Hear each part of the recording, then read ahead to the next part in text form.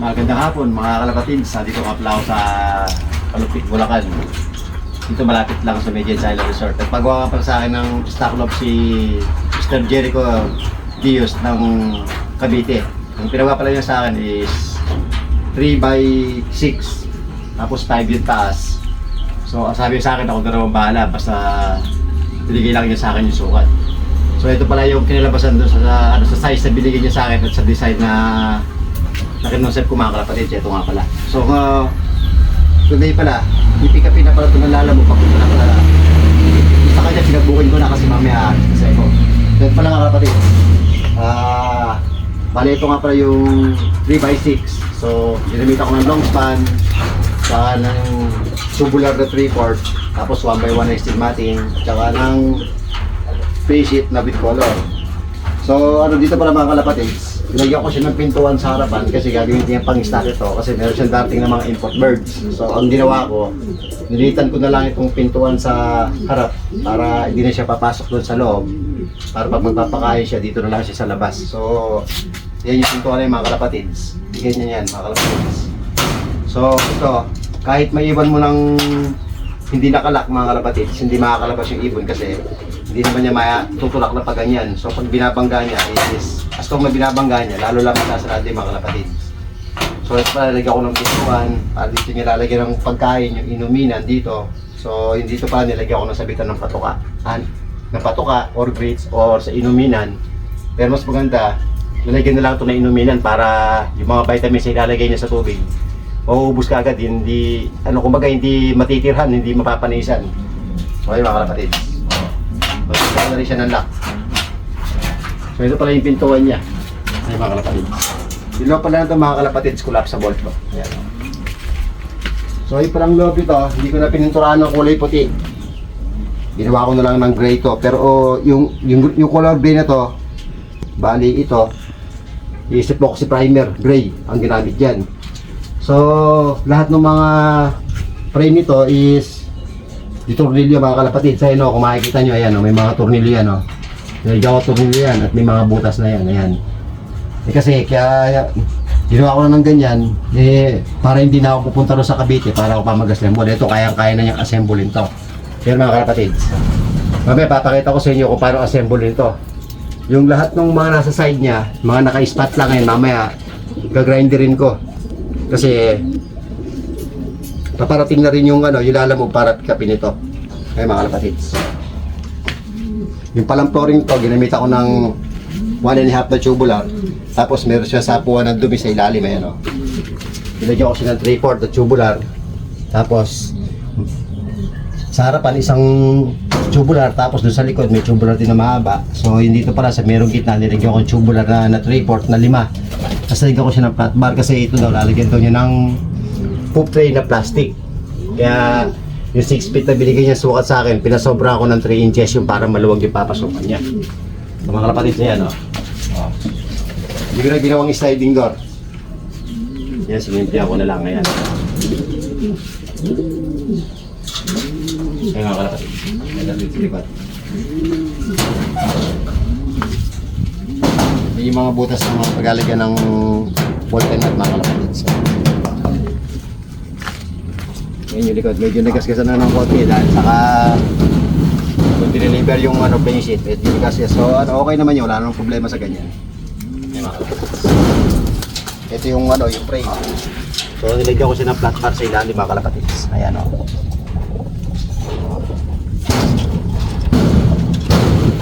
Yan, matibay sa matibay mga kalapatids. Lahat ng frame yan, nilagyan ko na rivets yan.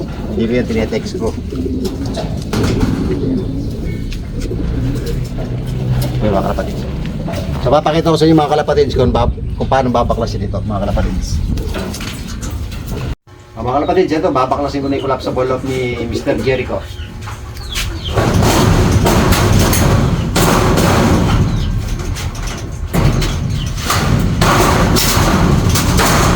Basic lang pagbaklas nito mga kalapatids. Saka pagbuo, handa lang ito mga kalapatids, magaan. Kahit ikaw lang mag-isa kalapatids, kaya mong buuin ito.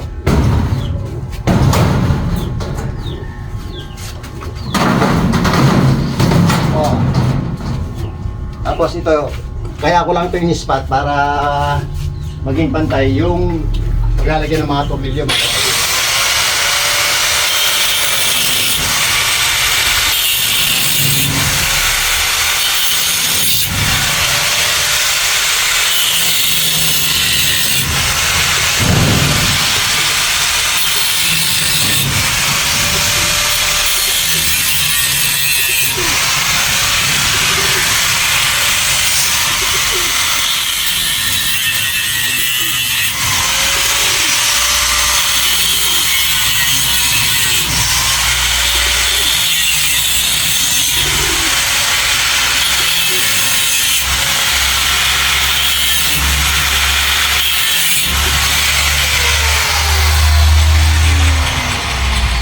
Oh, doon ka lang dito.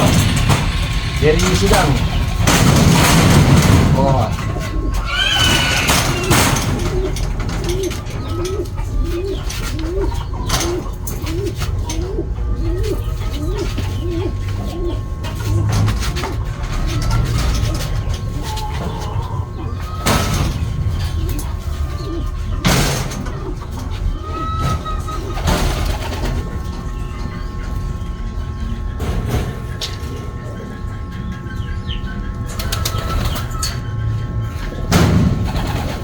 Oh, baklas na yung isang harapan, kalapatid.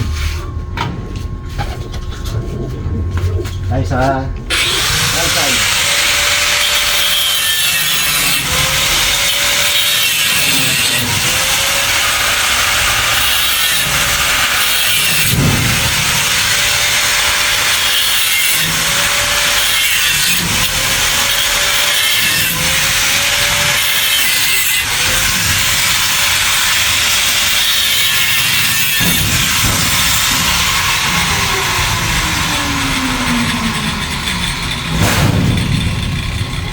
Left side, mga kalapatid.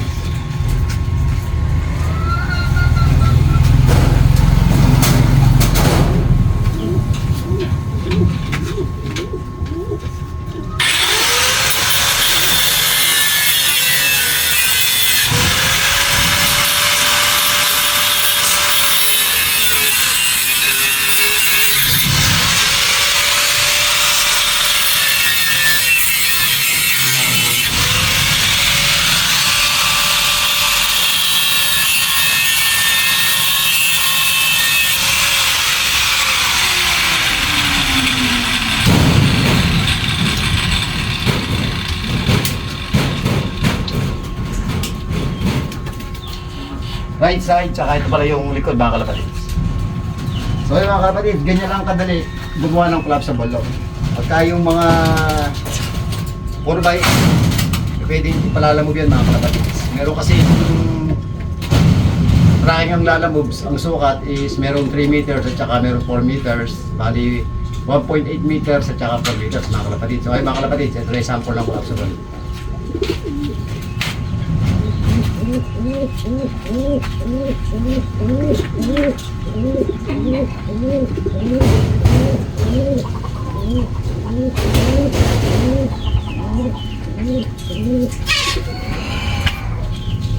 Ito yung left side, mga kalapatids.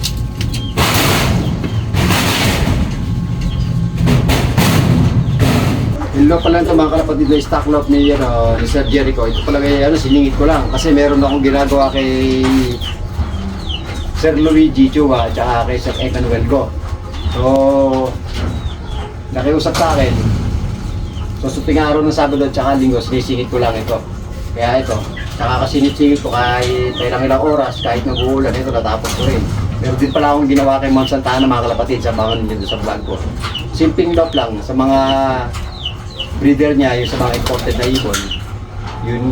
Yung place niya sa Laguna, yun ang